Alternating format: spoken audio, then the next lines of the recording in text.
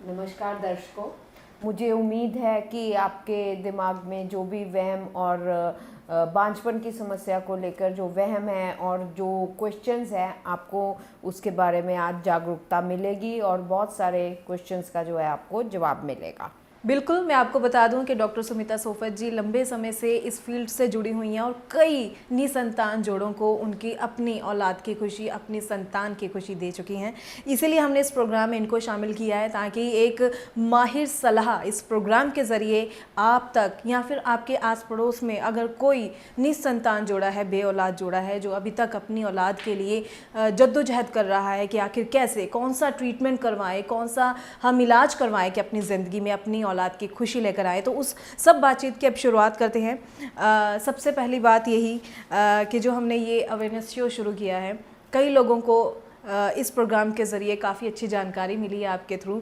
और मैं अभी जो हमारे पास ज़्यादा प्रश्न आ रहे हैं वो यही आ रहे हैं लेडीज़ के कि जिनमें ज़्यादातर देखने को आता है कि उनकी ट्यूब्स बंद हो गई हैं। तो ज़्यादातर लेडीज़ ये जानना चाहती हैं कि क्या शुरुआती दौर में दवाइयों के साथ ट्यूब्स को खोला जा सकता है या फिर सिर्फ ऑपरेट ही करवाना चाहिए? देखो, जो बांझपन की समस्या औरतों में आती है उनका एक प्रमुख कारण है ट्यूबों की समस्या, जिसमें कि ट्यूब बंद हो सकती है।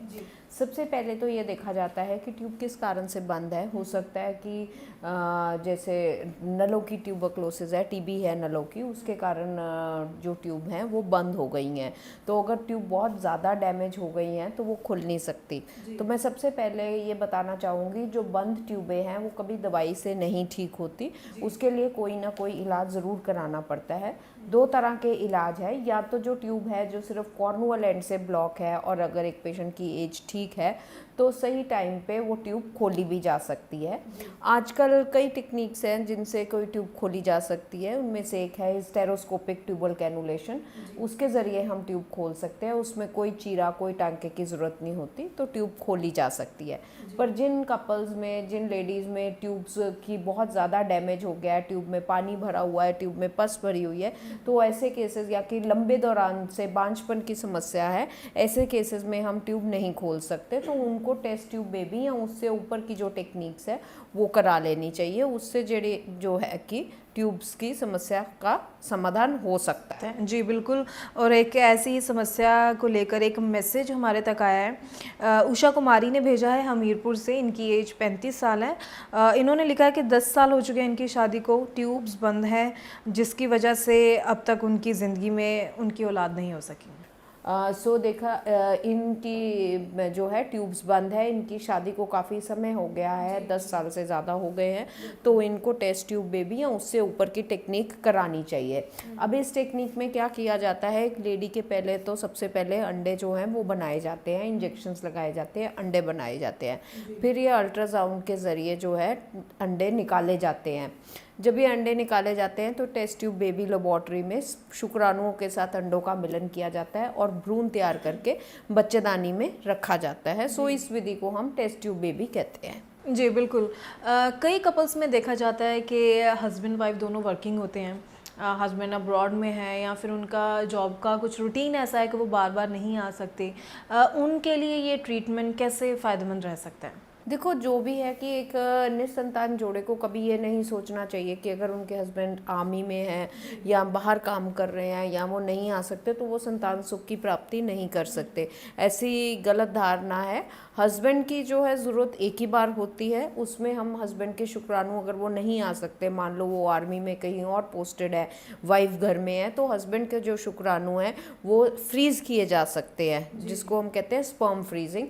तो उसी दिन हस्बैंड को हम फ्री कर सकते हैं, मतलब कि हस्बैंड जा सकते हैं जिस हॉस्पिटल में स्पर्म फ्रीजिंग की फैसिलिटी अवेलेबल है, हस्बैंड आके अपने स्पर्म्स फ्रीज करा के जा सकते हैं और उनको बार बार आने की ज़रूरत नहीं पड़ती। पर जो लेडी है फिर वो अपना इलाज करा सकती है। जी बिल्कुल। और ये सब बातें इस प्रोग्राम में शामिल करने का हमारा मकसद यही है कि कई बार देखा जाता है कि जो यंग कपल्स होते हैं, बे औलाद जोड़े हैं, बांझपन की बीमारी से जूझ रहे हैं, लेकिन कहीं ना कहीं सोचते हैं कि ट्रीटमेंट की शुरुआत करवाएंगे लेकिन अभी थोड़ा काम कर लें पहले, और कुछ दिन करते करते बहुत लंबा पीरियड वो ऐसे ही गवा देते हैं। तो उन सब दर्शकों को, उन सब यंग कपल्स को, उन सब बांझपन के शिकार निसंतान जोड़ों को मैं यही कहना चाहूँगी कि समय जो आपका बहुत कीमती है, जल्द से जल्द माहिर सलाह लीजिए और अच्छी जगह से अपना ट्रीटमेंट जो है उसकी शुरुआत करवाइए। आगे बढ़ूंगी मैं, जो अगला सवाल मेरा यही है कि जो पुरुषों में देखा जाता है शुक्राणुओं की समस्या रहती है। शुरू में अगर उनके शुक्राणुओं की गिनती अगर देखें टेस्ट करवाने के बाद थोड़ी लिमिट के नज़दीक या कम है, तो क्या दवाइयों के साथ उनका इलाज हो सकता है? देखो, जो पुरुष में बांझपन की समस्या है उसका सबसे प्रमुख कारण है शुक्राणुओं की कमी होना या बिल्कुल ही नील शुक्राणु होना, जो कि आजकल काफ़ी ज़्यादा मात्रा में ऐसे पेशेंट्स देखे जा रहे हैं। सो अगर शुक्राणुओं की मात्रा बिल्कुल कम है, मैंने बहुत सारे पेशेंट्स ऐसे देखे हैं जो देसी दवाई ले लेते हैं, हार्मोन्स के इंजेक्शन लगा लेते हैं, पर ऐसे अनगार्डेड कोई भी जो है दवाई नहीं लेनी चाहिए, कोई भी इंजेक्शंस नहीं लेने चाहिए, क्योंकि इनका बैड इफेक्ट लिवर पे पड़ता है, लिवर फैल जाता है, लिवर डैमेज भी हो सकता है। सो ये बहुत इंपॉर्टेंट चीज़ है कि जिनके आदमियों के शुक्राणु कम हैं उनको बिल्कुल मेडिकल गाइडेंस के अंडर ही ट्रीटमेंट लेना चाहिए। और बिल्कुल जिनके शुक्राणु कम मात्रा में है, कई पेशेंट्स के लिए IUI का टेक्निक हो सकती है। अगर शुक्राणु नील है या बहुत कम मात्रा में है तो ऐसे मरीज टेस्ट ट्यूब बेबी से ऊपर की विधि का फ़ायदा उठा सकते हैं, जिसको हम ICSI विधि कहते हैं, IMSI विधि कहते हैं। और आज की डेट में विज्ञान ने इतनी तरक्की कर ली है कि जिन आदमियों के नील शुक्राणु हैं, बिल्कुल ही शुक्राणु नहीं, वो भी अपनी संतान सुख की प्राप्ति कर सकते हैं। टीसा विधि आती है जिससे कि जो शुक्राणु हैं अंडकोश से निकाले जाते हैं, जहाँ शुक्राणु बनते हैं वहाँ से एक शुक्राणु निकाल के एक अंडे के साथ मिला के भ्रूण तैयार किया जाता है, और जो लेडी है वो अपना ही कपल है, अपना ही बेबी पा सकते हैं। उनको एडॉप्शन की कोई ज़रूरत नहीं, उनको सीमन जो है सीमन बैंक से लेने की भी ज़रूरत नहीं। सो ये जो टेक्निक्स है, जो नई टेक्निक्स आई हैं, इससे जो बेऔलाद जोड़े हैं जिनके हस्बैंड्स में नील शुक्राणु हैं, वो भी अपनी संतान सुख की प्राप्ति कर सकते हैं। जी बिल्कुल, अगर मेडिकल साइंस इतनी तरक्की कर चुकी है तो हमें भी इसका ज़रूर फ़ायदा उठाना चाहिए। जिन बेऔलाद जोड़ों में देखने में आता है कि हस्बैंड में कमी है, शुक्राणु बहुत कम है, या हम बात करते हैं कि नील हो चुके हैं, वो भी हताश मत होइए। अभी भी आपकी ज़िंदगी में एक उम्मीद ज़रूर है। आप आगे बढ़िए, माहिर डॉक्टर की सलाह के साथ अच्छा ट्रीटमेंट करवाइए। नील शुक्राणु वाले भी अपनी औलाद का सुख ज़रूर ले सकते हैं। ज़रूर कहना चाहेंगे इस प्रोग्राम में हम कि देसी दवाइयाँ, देसी नुस्खों से ज़रूर बचिए। उनको खाने से आपका कुछ अच्छा होने की बजाय कुछ बुरा भी हो सकता है, उनके साइड इफ़ेक्ट्स भी हो सकते हैं। सो ट्रीटमेंट करवाने से पहले अपने टेस्ट करवाइए, अच्छी सलाह लेकर अच्छा इलाज समय पर ज़रूर करवाइए। अगर बात करते हैं हम पुरुषों में बांझपन की, तो मेन बेसिक कारण क्या रहते हैं कि क्यों आखिर आजकल जो पुरुष हैं वो भी इनफर्टिलिटी का शिकार हो रहे हैं? देखो, जो बांझपन की समस्या पुरुषों में है उसका प्रमुख कारण होता है शुक्राणुओं की समस्या। तो ये कई कारण से हो सकती है। जिनके तो बिल्कुल नील शुक्राणु है, हो सकता है उनको कोई नशे की आदत हो, या हो सकता है कोई प्रॉब्लम ही ना हो, जन्म से ही हो कि उनको हो गए हैं। कई बार जन्म पे मम्प्स हो जाते हैं बच्चों को छोटी उम्र में, तो उसके कारण भी जो है टेस्टिस को नुकसान मिल सकता है। और भी कई कारण है, जैसे जो शुक्राणुओं की मात्रा कम होती है, तेज़ तराज जिंदगी, स्ट्रेस, स्मोकिंग जिसको हम कहते हैं, अल्कोहल, शराब का सेवन। सो ये जो सारी चीज़ें हैं ये जो है स्पर्म्स की मात्रा को इफ़ेक्ट करते हैं। जी, अब बात करते हैं फीमेल्स की, औरतों की। उनमें बेसिक क्या क्या रीजंस होते हैं जिससे कि बांझपन की शुरुआत हो जाती है? देखो, सबसे प्रमुख कारण हमने एक डिस्कस किया है, जिन लेडीज़ में ट्यूबें बंद होती है। सो ऐसे केसेस में यहाँ हम ट्यूब खोलते हैं, यहाँ पे टेस्ट ट्यूब बेबी विधि से बेबी लिया जाता है। या फिर अगर किसी में अंडेदानी में मान लो रसौली है या अंडा नहीं बन रहा, तो वो देखा जाता है, या माहवारी बंद हो गई है, या बच्चेदानी बहुत छोटी है, बच्चेदानी की तय कमज़ोर है, बच्चेदानी में भी रसौलियाँ हो सकती है। सो ऐसे ये कई कारण हैं जिनके कारण बांझपन की समस्या औरतों में आ सकती है, पर हर कारण का इलाज है। अगर एक लेडी की बच्चेदानी का साइज़ छोटा है, या बच्चेदानी की तय खराब हो गई है, या उसकी माहवारी बंद हो गई है, एक तो माहवारी आके बंद हो जाती है जल्दी उम्र में, या फिर कि जिनकी एज बड़ी हो गई है थोड़ी, उनकी माहवारी बंद हो गई है, या जिनमें प्री मेच्योर मेनोपॉज जिसको कहते हैं, जल्दी बंद हो जाना, तो वो भी केसेस में अब वो प्रेगनेंसी ले सकते हैं पेशेंट्स।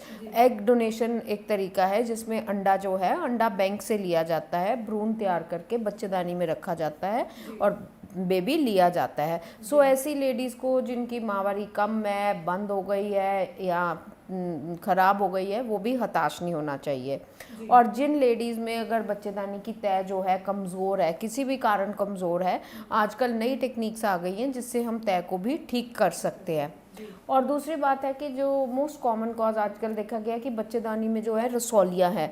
सो लेडी को ऐसे लगता है कि अगर उसकी रसौलियाँ है तो वो प्रेगनेंसी में तकलीफ आ सकती है, बिल्कुल तो प्रॉब्लम आ सकती है।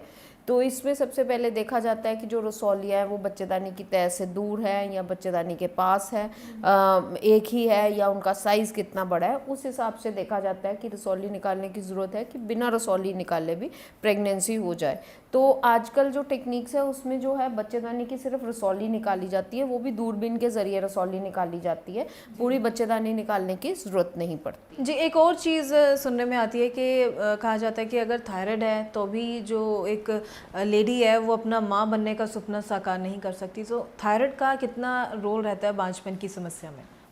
देखो, जिन लेडीज़ को थायराइड है हो सकता है उनको पॉलीसिस्टिक ओवेरियन डिजीज़ हो, मतलब कि उनका अंडा ठीक ना बने। सो अगर थायराइड जो बीमारी है वो कंट्रोल हो जाती है तो वो प्रेगनेंसी में नहीं प्रॉब्लम करनी चाहिए। और अगर एक लेडी को पॉलीसिस्टिक ओवेरियन डिजीज़ है जिसमें छोटी छोटी पानी की रसौलियाँ बन जाती है तो ऐसे केसेस में भी उनके अंडे बनाए जा सकते हैं। स्पेशल मेडिसिन आती है, टीके आते हैं जिससे कि अंडा तैयार किया जाता है। सो ऐसे लेडीज़ को बिल्कुल हताश नहीं होना चाहिए। जी जी बिल्कुल। और आगे मैं एक मैसेज लेना चाहूँगी जो हमें एक सोलन से आया है, जया शर्मा का। इन्होंने लिखा है कि इनकी माहवारी बंद हो चुकी है, 35 साल इनकी उम्र है और शादी को भी 10-12 साल हो चुके हैं। इसके साथ साथ इनके हस्बैंड में भी प्रॉब्लम है, शुक्राणु बहुत कम है, पहले रिपोर्ट्स आई थी कम थे, अगली रिपोर्ट में और भी कम हो गए। तो इनको क्या करवाना चाहिए? देखो, अब इनकी एज भी ज़्यादा हो गई है, दोनों हस्बैंड वाइफ में प्रॉब्लम है। सो ऐसे केसेस में इनको सबसे बेस्ट टेक्निक जो अवेलेबल है उससे इनको प्रेगनेंसी जल्दी से जल्दी ले लेनी चाहिए। इनको टाइम बिल्कुल वेस्ट नहीं करना चाहिए। जी जी बिल्कुल। इस प्रोग्राम को लाने का मकसद यही है। इस प्रोग्राम में बार बार हम यही बात कर रहे हैं कि जागरूक होइए, अपने समाज को, अपने आसपास लोगों को जागरूक कीजिए। अगर आप कहीं भी देखते हैं आपके आसपास कोई आपका फैमिली मेम्बर है या कोई आपका फ्रेंड है जिनकी ज़िंदगी में अभी भी औलाद की खुशी नहीं है, उनको जागरूकता दीजिए, उन्हें एक उम्मीद दीजिए कि वो अब भी अपनी ज़िंदगी में अपनी औलाद की खुशी लेकर आ सकते हैं।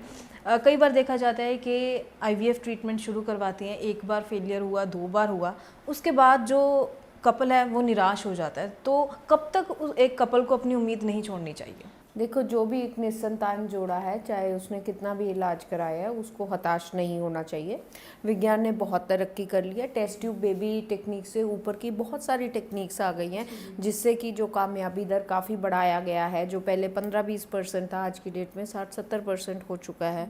बार बार यही कहना चाहती हूँ कि नई टेक्निक्स है, जैसे ICSI विधि है, IMSI विधि है, कासा है, लेज़र हैचिंग है, एम्ब्रियो मॉनिटरिंग सिस्टम है, ब्लास्टोसिस्ट कल्चर है। इन सब टेक्निक से जो है टेस्ट ट्यूब बेबी का कामयाबी दर काफ़ी बढ़ाया गया है। सो एक निसंतान जोड़े को कभी हताश नहीं होना चाहिए। साथ ही आजकल एम्ब्रियो फ्रीजिंग, एग फ्रीजिंग की भी टेक्निक्स अवेलेबल है। सो अगर एक पेशेंट का टेस्ट ट्यूब बेबी फेल हो गया, उनको आगे लेज़र हैचिंग विधि है जिसमें कि जो है हम भ्रूण की परत जो है लेज़र से छील देते हैं ताकि जो भ्रूण है वो बच्चेदानी में चिपक जाए। भ्रूण को ब्लास्टोसिस्ट लेवल तक ग्रो कराते हैं लेबॉर्ट्री में, फिर ट्रांसफ़र करते हैं। एम्ब्रियो मॉनिटरिंग के ज़रिए के देखा जाता है कि जो कौन सा जो भ्रूण है सबसे बढ़िया बन रहा है वो बच्चेदानी में ट्रांसफ़र किया जाता है। एम्ब्रियो फ्रीजिंग के ज़रिए मान लो एक पेशेंट का अगर एक साइकिल IVF फेल हो गया है, अगर उसके एम्ब्रियो बच गए हैं तो वो फ्रीज़ किए जाते हैं, वो फेंके नहीं जाते। सो उसके ज़रिए जो उसको फाइनेंशियल स्ट्रेस है, पैसे का स्ट्रेस है, फिज़िकल स्ट्रेस है, वो सारा कम हो जाता है और बार बार लेडी को इंजेक्शंस लगाने की ज़रूरत नहीं होती। सिर्फ फ्रोज़न ट्रांसफ़र होता है जो बिल्कुल पेनलेस होता है।